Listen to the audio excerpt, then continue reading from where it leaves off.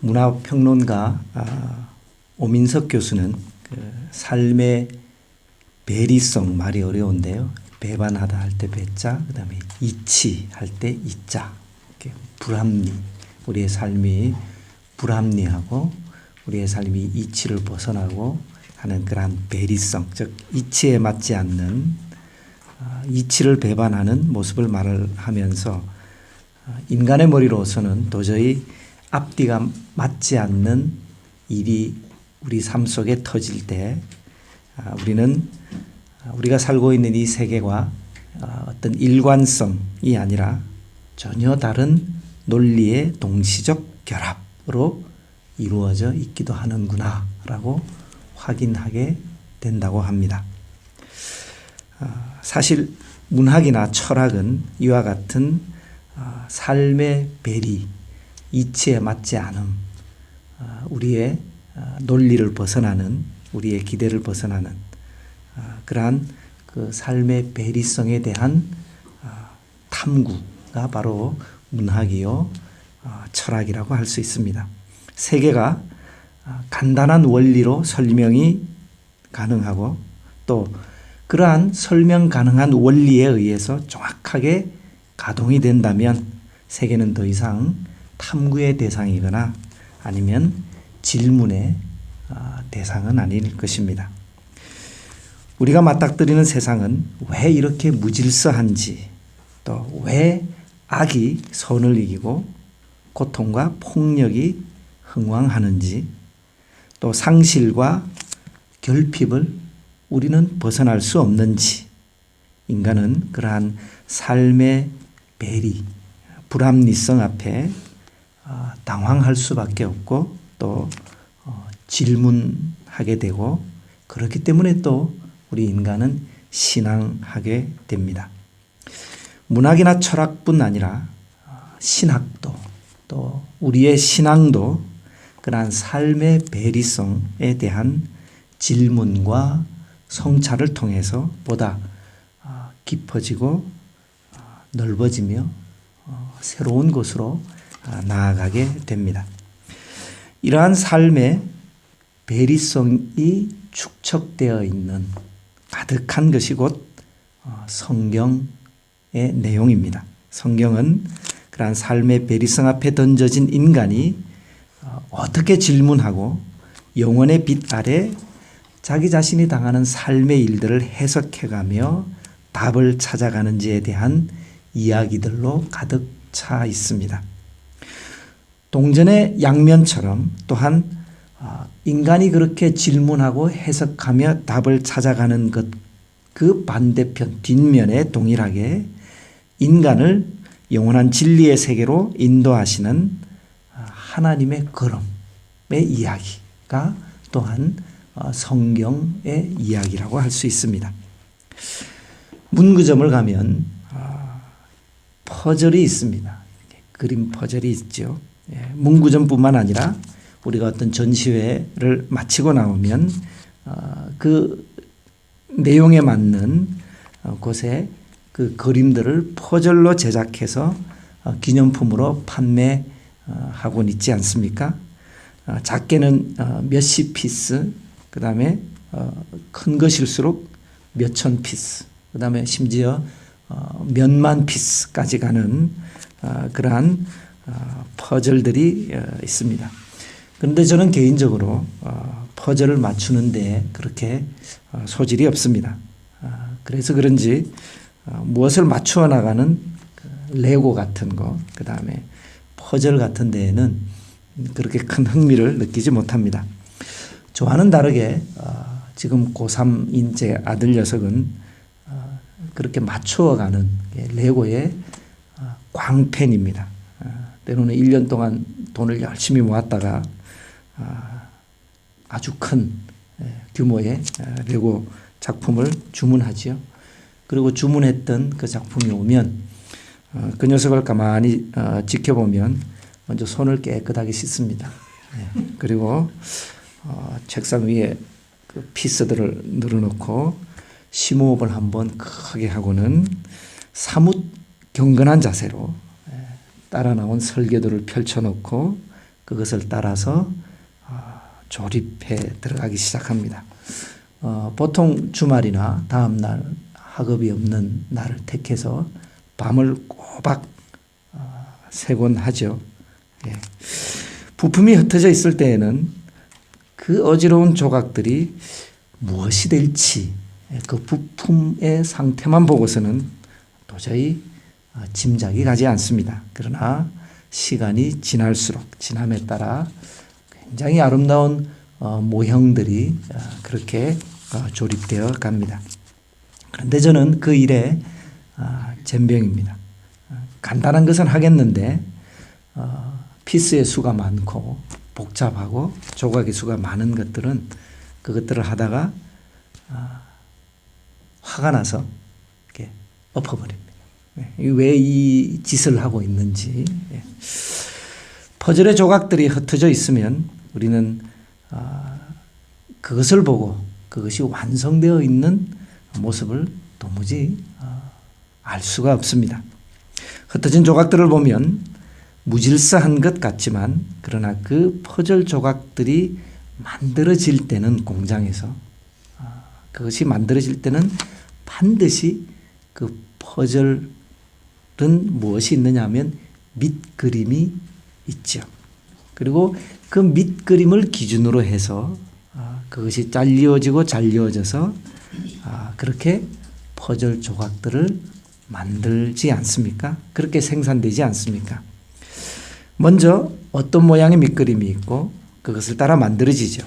그렇기 때문에 흩어져서 엉망으로 되어 있는 퍼즐들을 보면서 우리가 반드시 기억하고 생각해 보아야 할 지점이 있는데 그것은 반드시 그 조각들은 그 퍼즐들은 밑그림이 있다는 사실입니다.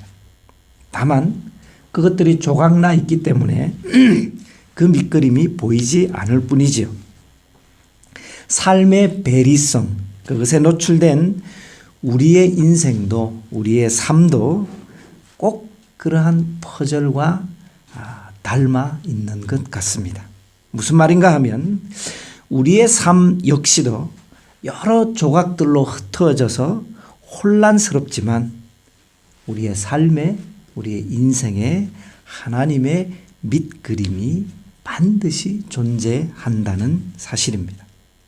또한 생의 퍼즐 조각들 중 그것이 어떠한 모습으로 있든지 그 조각, 그 그림 하나는 아무런 의미가 없는 쓸모없는 지워버려야만 하는 버려져야만 하는 그러한 조각은 없다는 것이며 그 조각은 온전한 전체 밑그림의 일부가 되는 그것이 어떠한 모양을 가지든 중요한 의미를 지닌다는 사실입니다. 오늘 우리가 읽었던 본문의 전후는 모세의 출생을 그리고 있습니다. 그의 출생이 어떤 조각들로 이루어져 있는지 우리가 한번 살펴볼 필요가 있습니다. 가만히 생각해 보면, 가만히 들여다보면, 살펴보면 모세가 출생했을 때 그의 출생의 조각들은 매우 불행하고 어둡고 고통스럽고 슬픔에 가득 찬 모양의 조각들임을 우리는 알 수 있습니다. 불행한 탄생, 죽음, 절망, 버림받음, 그리고 끝이 보이지 않는 어둠의 조각들인 것 같습니다. 기쁨과 행복은 희미하거나 아니면 아예 보이지조차 않고 그 모든 것들이 어둡고 비극의 모습만 지닌 조각들 같습니다. 이것이 갓 태어난 갓난아기 이제 생을 출발하는 모세 앞에 펼쳐진 그의 조각이었습니다. 태어나는 모든 남자아이들을 나일강에 던져서 죽이라는 왕의 잔인한 명령은 모세의 생명을 위협합니다. 그의 탄생 400여 년 전에 야곱과 70명의 가족이 기근을 피해서 가나안에서 요셉이 총리로 있는 이집트로 이주를 하지 않습니까? 400여 년의 시간이 지나면서 이집트에서 이스라엘 자손의 수는 기하급수적으로 증가합니다. 이를 두고 오늘 본문 1장 7절에 보면 이렇게 기록하고 있습니다. 이스라엘 자손은 생육하고 불어나 번성하고 매우 강하여 온 땅에 가득하게 되었더라. 그렇게 성경은 그 400여 년 동안의 이스라엘 백성들의 이집트에서의 상황을 기록합니다. 참 행복한 모습이고 참 아름다운 모습이 그려집니다. 그러나 시간이 지나면서 이집트의 왕조도 바뀌고 그리고 요셉을 알지 못하는 왕조가 들어서고 이스라엘 백성들이 그렇게 번성하는 것이 두려워했던 새로운 왕조는 그들의 이스라엘 백성들의 인구의 증가를 억제하고 약화시키기 위해서 인구를 줄이려는 시도를 하게 되지요. 바로 왕의 압제가 시작이 됩니다. 대건축 사업을 일으켜서 잔혹한 노역을 끝없이 시킵니다. 그럼에도 불구하고 이스라엘 백성들의 인구가 계속해서 증가하자 결국에는 아이가 태어나면 여자아이는 그대로 두고 남자아이는 나일강에 던져서 죽여라는 잔혹한 명령이 선포됩니다. 한 어머니가 아이를 출산합니다. 태어난 그 아이가 그만 사내 아이입니다. 모세의 어머니는 목숨을 걸고 석 달 동안을 집에서 숨겨서 아이를 키웁니다.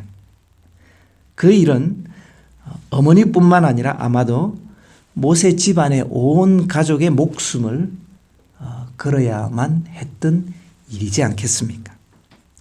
석 달쯤 되자 이제 더 이상은 그 아이를 집안에서 소리 없이 몰래 키울 수가 없게 되겠지요. 그러자 마침내 그 아이를 버려야만 하는 상황에 다다르게 됩니다. 갈대 상자에 담아 나일강에 띄워 보내야 하는 어머니의 고통이 서려 있는 그 조각 그림 속에서 우리는 어떠한 희망의 부스러기조차 찾을 수 없지 않겠습니까? 이렇게 압제와 탄압, 비탄과 죽음의 그늘이 가득한 그 역사의 한복판에서 모세는 태어납니다. 그리고 태어나자마자 죽음과 맞닥뜨리는 삶이었습니다. 모든 남자아이를 죽이라는 왕의 명령이 그의 삶 앞에 놓여져 있습니다. 이것이 갓난아기 모세의 생애 퍼즐 조각들이었습니다.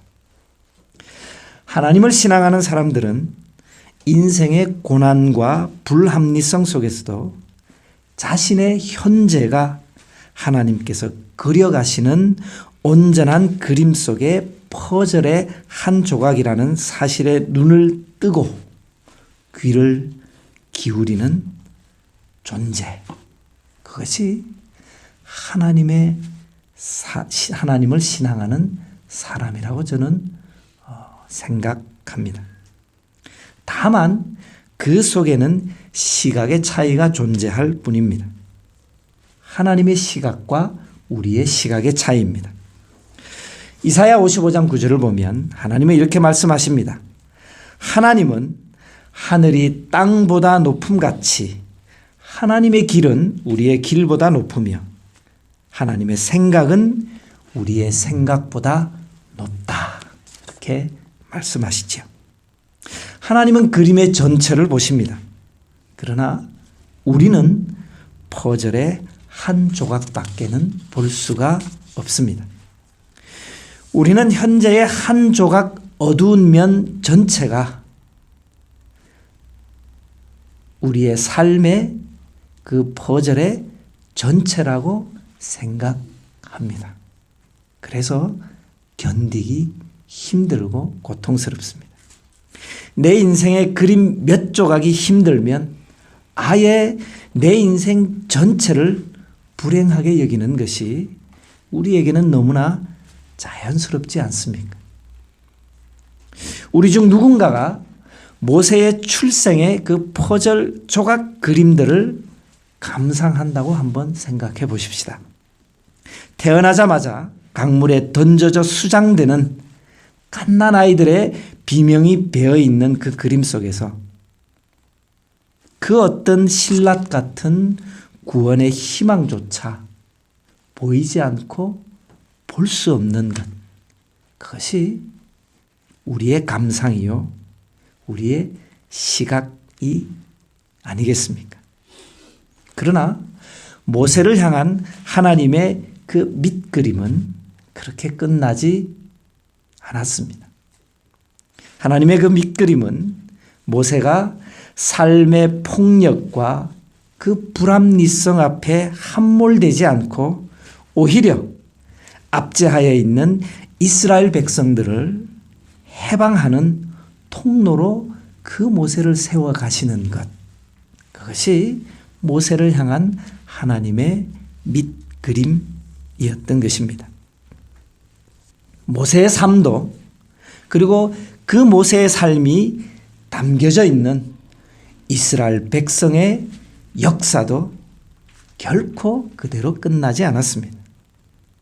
저는 모세와 이스라엘의 역사가 그러하였다면 오늘 우리의 삶, 오늘 우리의 삶을 담고 있는 우리의 역사도 반드시 그러하다고 생각을 합니다. 그러하다고 믿습니다. 누군가의 인생에서 버림받음, 상실, 궁핍, 오랜 지난한 기다림, 그 조각들은 그 사람을 지치게 하고 그 사람이 걸어가던 길을 포기하게 하고 그 사람을 방황하게 할 것입니다. 또한 폭력과 불의가 힘을 더해가면 마치 우리는 이 삶 속에, 이 세상 속에 하나님이 계시지 않는 듯 그렇게 여깁니다. 그러나 그리스도인은 그 흩어진 조각 그림으로 인해서 낙심해서는 안 됩니다. 몇 조각의 그림이 인생과 역사의 전부인 것처럼 그렇게 판단해서는 안 됩니다. 아직 커다란 퍼즐의 윤곽도 나오지 않았는데 한 개의 몇 개의 퍼즐 조각을 가지고 전부인 양 울고 웃는 것은 바람직한 신앙의 모습은 아닐 것입니다. 우리는 그 조각들을 한번 다른 시각에서 바라볼 필요가 있습니다. 이것입니다.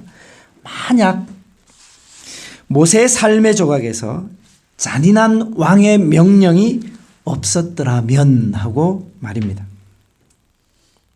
그의 삶의 조각에서 잔인한 그 왕의 명령이 없었더라면 적어도 우리가 지금 알고 있는 모세의 모습은 없었을 것입니다. 그렇죠.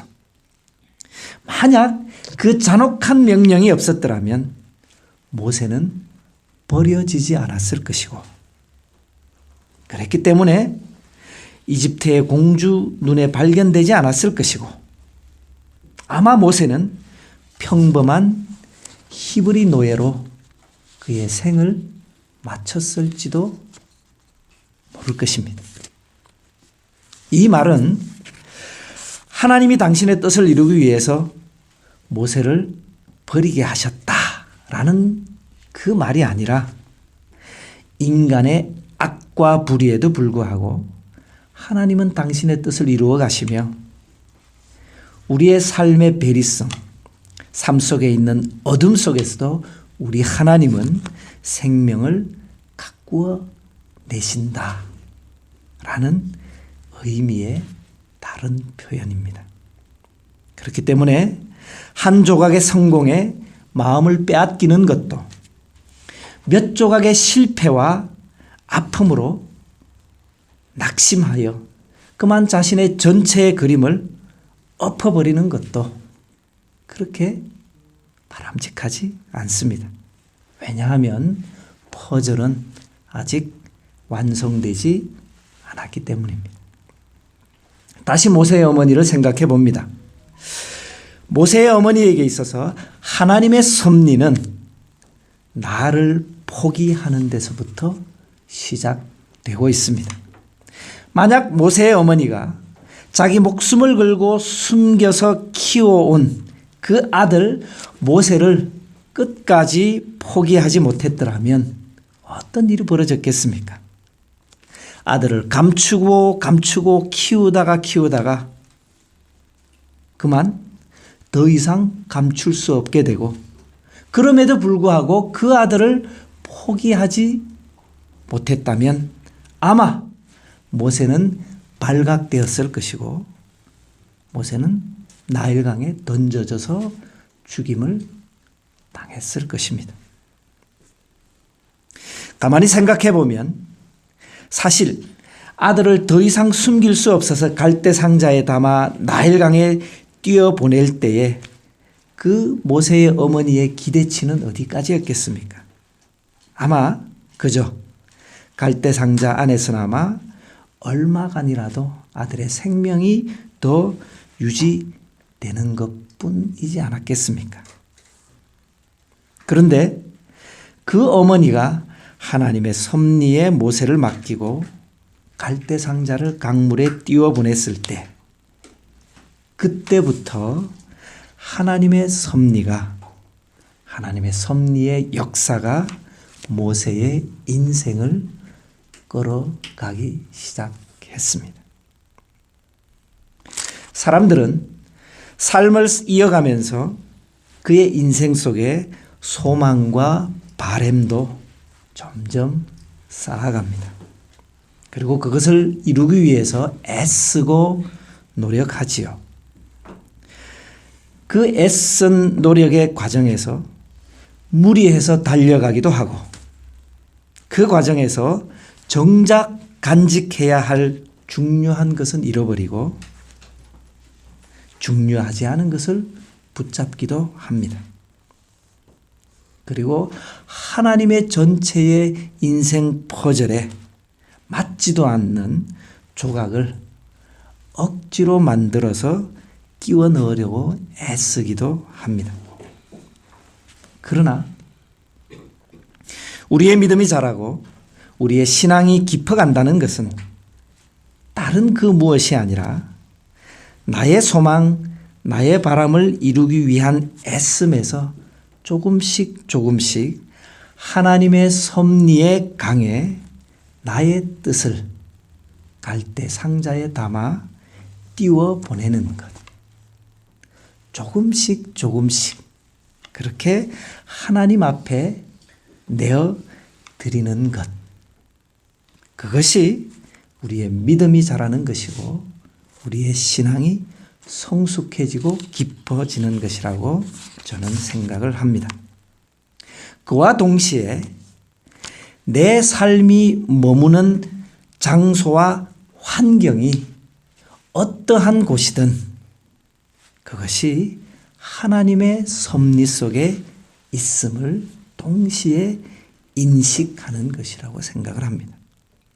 그리고 머물렀던 처해 있는 그곳에서 나의 소망, 나의 바람을 하나님의 소망, 하나님의 바람으로 점점 더 합치시켜 나아가는 과정. 그것이 우리 신앙의 성숙이요, 우리 믿음의 걸음이라고 저는 생각을 합니다. 이것의 좀 더 적극적인 모습이 바로 내가 위치한 상황과 환경에서 하나님을 ekzeteo하는 걸음. 그것을 저는 신앙이라고 생각을 합니다. 하나님을 ekzeteo하는 그 걸음은 사슴이 시냇물을 찾듯이 하나님을 사모하며 갈망하는 것이고, 평화와 생명을 사랑하고 정의와 공의에 줄이고 목마른 것입니다. 그것을 다르게 표현하자면 하나님이 주시는 상급을 바라는 갈망입니다. 하나님은 진리요 생명이시기 때문에 하나님이 우리에게 주시고 싶어 하시는 상급, 그 하나님의 상급은 우리의 탐욕을 채우는 것일 수 없으며 이 세상에서 권력과 폭력, 지배와 안락 속에서는 발견할 수 없는 것입니다. 그 하나님의 상급은 그것은 낮아짐과 섬김에서 발견되는 것이며 또한 넓은 길이 아니라 좁은 길에서 발견되며 자신을 드러내는 것이 아니라 자신을 부인하는 것에서부터 그 상급의 열매는 더 풍성해지는 것이며 그렇기 때문에 하나님이 우리에게 주시고 싶어 하시는 것, 하나님이 우리에게 주시고자 하시는 그 상급은 우리의 기대와는 반대인 모습이 우리가 원하는 것과는 다른 모습인 경우가 훨씬 많기 때문에 오늘날 많은 그리스도인들이 하나님의 상급을 기대하지 않고 추구하지 않고 자신의 욕망과 자신의 것을 하나님의 상급이라 여기며 다른 길로 달려가는 것이 허다합니다. 그렇기 때문에 믿음은 자신의 생각과 욕망에 집착하는 것이 아니라 하나님의 말씀을 기준으로 그 말씀을 기준음으로 삼아서 우리의 생각과 우리의 삶을 다시 재조율해 나가는 것이라 할 수 있을 것입니다. 모세의 삶에 흩어져 있던 조각들 속에 어른거리는 그림들은 불행한 탄생, 죽음, 절망, 버림받음, 끝이 보이지 않는 어둠이었습니다. 그리고 그 뒤를 이어서 왕궁에서의 성취와 누림도 있었습니다. 모세의 인생 편린들을 보면서 오늘 나의 인생의 조각들을 생각해 봅니다.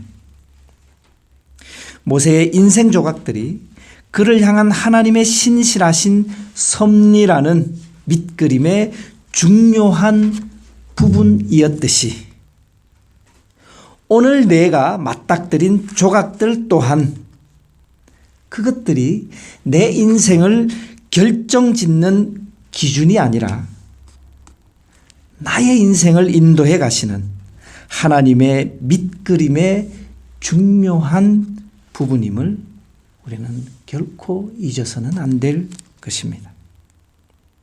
아주 오래전에 모세의 인생이 하나님께 그렇게 소중했다면 예수 그리스도의 핏값으로 사신 바 됐는 우리, 예수님의 생명과 맞바꾼 우리는 어떤 의미에서 모세보다 더 소중하기 때문입니다. 박노해 시인은 동그란 길로 가다라는 시를 통해서 인간의 삶의 걸음을 이렇게 시로 노래합니다. 누구도 산정에 오래 머물 수는 없다. 누구도 골짜기에 오래 있을 수는 없다. 삶은 최고의 최고와 최악의 순간들을 지나 유장한 능선을 오르내리며 가는 것. 절정의 시간은 짧다. 최악의 시간도 짧다. 천국의 기쁨도 짧다. 지옥의 고통도 짧다. 긴 호흡으로 보면 좋을 때도 순간이고 어려울 때도 순간인 것을, 돌아보면 좋은 게 좋은 것이 아니고 나쁜 게 나쁜 것이 아닌 것을, 삶은 동그란 길을 돌아나가는 것. 그러니 담대하라. 어떤 경우에도 너 자신을 잃지 마라. 어떤 경우에도 인간의 위엄을 잃지 마라. 삶은 유장한 능선을 오르내리는 것이며 긴 호흡으로 조명하는 것이기에 어떠한 경우에도 하나님이 부여하시는 인간의 위엄을 파괴해서도 또 스스로 그 위엄을 내어 던져서도 안 된다는 것입니다. 이것을 오늘 말씀의 시선으로 읽는다면 나의 삶 속에는 나를 향하신 하나님의 밑그림이 있으며 보이지 않고 잡히지 않을지라도 말입니다.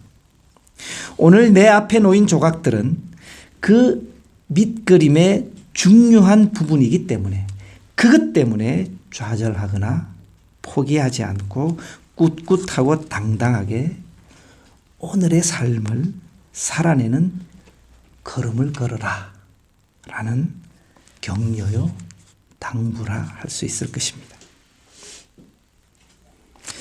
우리는 여기에서 한 걸음 더 나아갈 지점을 발견하게 됩니다. 발견하려고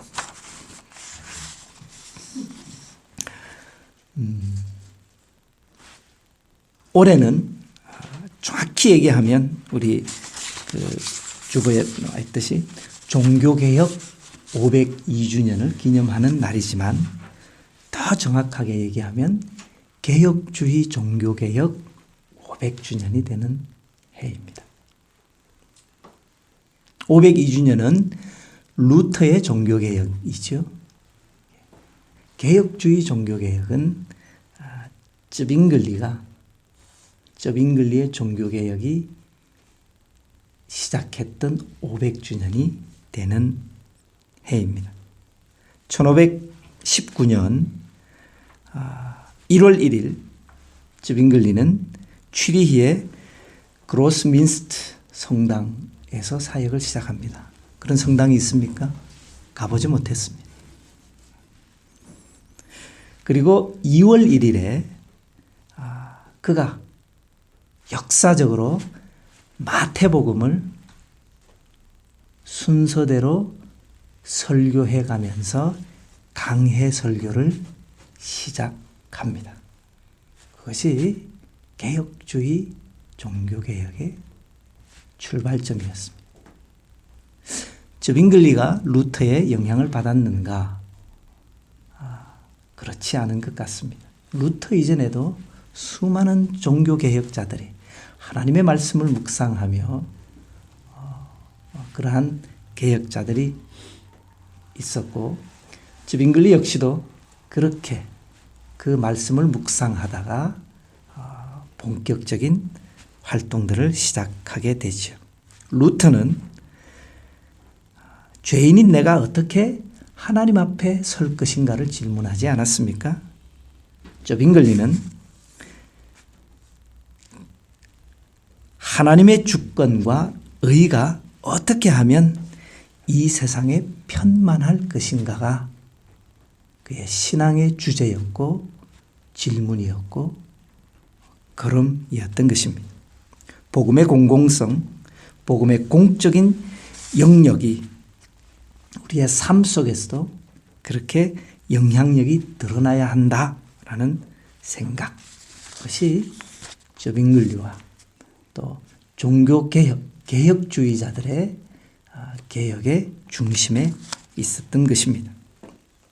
즉 다시 돌아오자면 맞닥뜨린 삶의 조각, 우리의 그 삶의 조각은 나의 인생의 범위를 넘어서서 내가 놓여있는 그 삶의 조각들을 우리는 우리와 역사 속에서 읽어내는 데까지 한 걸음 더 나아가야 한다는 사실입니다. 나의 인생의 퍼즐의 조각은 우리의 조각, 역사의 조각에서의 그 의미와 뗄래와 뗄 수 없는 관계를 가지기 때문입니다. 하나님께서 모세를 압제와 폭력과 힘이 지배하는 그 세상을 종결시키고 자유와 평화, 생명과 공의가 다스리는 세상을 도래시키는 도구로 모세를 인도해 갔듯이 오늘날 나도, 오늘날 그리스도의 교회도 그 교회로 하여금 하나님은 그러한 존재로 세우셔서 이 땅의 역사의 밑그림을 그려가고 계시기 때문입니다. 마틴 루터 킹 주니어 목사는 우주의 윤리적 포물선은 길지만 그 방향은 정의 쪽으로 굽어 있다. 그렇게 얘기합니다. 역사의 포물선 아크는 아크 오브 히스토리 뭐 이렇게 되어 있던데요. 역사의 포물선은 길지만 그것은 정의를 향하여 굽어 있다. 루터킹 목사는 온 우주가 정의 쪽으로 굽어 있다고 믿었기 때문에 그는 비로소 불의에 맞서서 자기의 생명까지도 던지는 그 불의에 저항할 수 있었습니다. 그렇지 않겠습니까? 저는 그것이 바로 십자가의 길이요 부활의 믿음이라고 생각합니다. 역사의 포물선이 정의 쪽으로 굽어 있다는 것, 그것이 바로 이 땅 역사의 하나님의 밑그림입니다. 불의와 악이 승리하는 것 같지만 긴 역사의 포물선을 보면 그것은 반드시 정의를 향하여 굽어지게 되어 있기 때문에 우리는 낙담할 수 없으며 우리는 포기할 수 없으며 우리는 다시 용기를 내어서 저항하고 연대할 근거를 발견하게 됩니다. 그 밑그림을 인식하는 사람들이 역사 속에서 하나님의 정의와 공의가 이 땅에서 이루어지기를 위해 분투하고 그 일에 자신을 헌신시킵니다. 그리고 하나님께서는 그 이름을 반드시 기억하실 것입니다. 우리가 걸어가는 길이 좁고 굽어져 있다고 실망하지 마십시다. 우리가 가는 걸음이 지체되고 마치 끊임없는 기다림의 연속 같아 보일지라도 포기하지 마십시다. 내 삶에 생채기가 나고 상처가 날지라도 두려워하지 마십시다. 이 땅의 역사 가운데 역사의 현실 속에 악이 부정의가 득세한다고 해도 결코 낙담하지 마십시다. 불의 앞에 무너지지 말고 끝까지 인내하며 진리와 생명, 정의와 공의 갈망하기를 결단코 멈추지 마십시다. 선지자 이사야는 온 우주의 이 땅 역사의 세계의 밑그림을 그리시는 하나님의 모습을 전망하며 그 하나님의 뜻에 자기의 삶을 복무하였습니다. 그리고 오늘 그 자리로 우리를 초대하고 있습니다. 이사야 11장에 이새의 줄기에서 한 싹이 나며 그 뿌리에서 한 가지가 자라서 열매를 맺는다. 주의 영이 그에게 내려오신다. 지혜와 총명의 영, 모략과 권능의 영, 지식과 주님을 경외하는 영이 그에게 내려오시니 그는 주님을 경외하는 것을 즐거움으로 삼는다. 그는 눈에 보이는 대로만 재판하지 않으며 귀에 들리는 대로만 판결하지 않는다. 가난한 사람들을 공의로 재판하고 세상에서 억눌린 사람들을 바르게 논죄한다. 그가 하는 말은 몽둥이가 되어 잔인한 자를 치고 그가 내리는 선고는 사악한 자를 사형에 처한다. 그는 정의로 허리를 동여매고 성실로 그의 몸에 띠를 삼는다. 그 때에는 이리가 어린 양과 함께 살며 표범이 새끼 염소와 함께 누우며 송아지와 새끼 사자와 살찐 짐승이 함께 풀을 뜯고 어린 아이가 그것들을 이끌고 다닌다. 암소와 곰이 서로 벗이 되며 그것들의 새끼가 함께 눕고 사자가 소처럼 풀을 먹는다. 젖 먹는 아이가 독사의 구멍 곁에서 장난하고 젖된 아이가 살무사의 굴에 손을 넣는다. 나의 거룩한 산 모든 곳에서 서로 해치거나 파괴하는 일이 없다. 물이 바다를 채우듯 주님을 아는 지식이 땅에 가득하기 때문이다. 그날이 오면 이새의 뿌리에서 한 싹이 나서 만민의 깃발로 세워질 것이며 민족들이 그를 찾아 모여들어서 그가 있는 곳이 영광스럽게 될 것이다.